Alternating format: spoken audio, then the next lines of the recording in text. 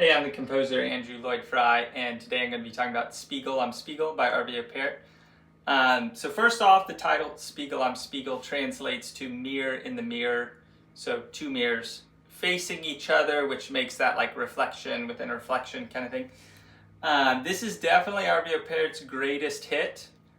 This one's been one of the few modern classical pieces that has kind of spilled over into the modern conscious. So lots of people listen to this who don't typically listen to classical music. And it's also been a very, I guess you could say, functional piece. It's used for a lot of social situations, like a funeral or a wedding, and a little bit like canon in D, actually, in that way. I think that's great. I think classical music can shy away from a sense of like functionality or anything other than a concert experience. And I like both. I think both are super important and effective. The other thing I wanted to mention is this piece is just ridiculously calming. It's gentle, it's soothing, and just going back to the functionality thing, it's just like this piece being a tool for emotional regulation is very powerful. And I think that's good. I think we need more music that is bringing peace and soothing tones to our body.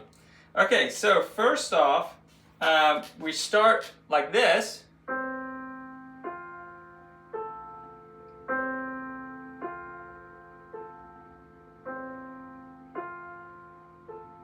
Okay, super simple. So this is just an F chord in second inversion. I've heard some people say the second inversion of the chord is the best sounding inversion. That's subjective, but now what I think is really great about this is like how a good poem can take you back to something you ignore, something that's very basic, and help you appreciate it again. It's like a poem about how great our fingernails are and how special they are and that they're smooth or whatever it is. And it's these things that we ignore, and someone bringing light to something that's very simple and very present, but with attention. Oh yeah, that is cool, or that is really beautiful. And this feels like that for me, where it's just like, wow, I just feel like I could keep listening to this. And it almost can't get more simple than that, but it's effective and powerful. And it's almost just like going back to appreciating the sound of a major chord, which sounds silly, but when I listen to it, it's effective and powerful. So we start on that.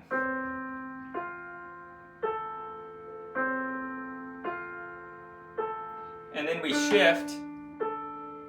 Oh, I played that wrong. This is the second chord, sorry. And then we go right back to that F chord. So the chord that changes is B flat, F, and G. So I think that's nice because that's ambiguous. It seems like G minor 7. There's not enough information to specifically define it. The other thing is because it's always broken up, the second between the F and the G, that's just a different experience than this. So it takes a little bit of the edge off of it. So when chords are broken up, obviously you have more freedom, and I think you have more options as far as like what would not clash more. And I don't think he would want that in the piece, but the fact that it's broken up, it's a lot smoother. So then it's just like a return right back to this thing. And then he's got this super low. I did that in the wrong spot. Here we go. So super low bass notes. So through the whole piece, it's kind of like home bass, F chord in second inversion, and then he'll move it somewhere for a little bit, but then it's always just like coming back to that place. So it feels like a different type of way of thinking of harmony, where it's like home bass, journey away and then just like come right back. It's almost like I really like almost don't even want to leave my house or leave my yard, and then I'm just gonna like come right back. So that happens through the whole piece. Now the piano alternates between these super high notes and these super low notes. So this is in the mid-range the whole time, and then we have like stuff up here and then stuff down here. So this reminds me of Etude Number 2 by Philip Glass. I did a video on that too, and really highlighting the range of the piano. So we're in the basement here, and which I think is really effective. Okay, so the violin has what you would call the melody. It's normally very slow moving, and it's just like, so it's like so slow, and it's like its rhythm is always connected to the measure, so it's never doing anything more rhythmic than just playing a whole measure or playing multiple measures. It makes a very different feel for a melody. It's not like a tune. You can't really like whistle it. And again here, there's not much going on. So like later in the piece we have like,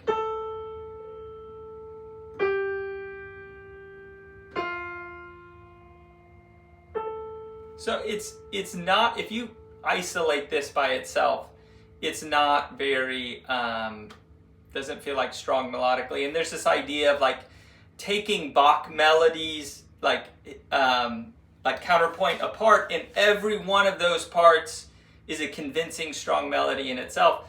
And I really don't think that's very helpful. I think it's like this combination of parts, and if you isolated this, that's not very interesting. But I think just adding the piano with it is. So a lot of it, there's a lot of times where we're just like moving up,